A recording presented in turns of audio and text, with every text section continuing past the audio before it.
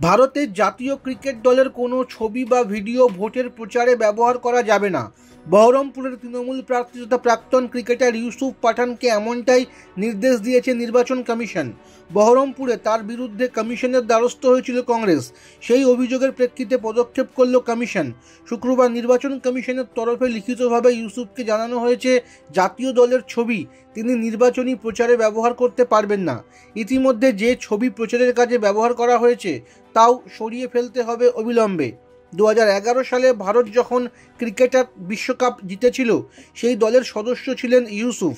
বিশ্বকাপ জয়ের সেই মুহূর্ত এবং ভারতীয় দলের প্রাক্তন ক্রিকেটার সচিন তেন্ডুলকরের সঙ্গে ছবি নিজের নির্বাচনী প্রচারের ফ্লেক্সে ব্যবহার করেছিলেন তিনি।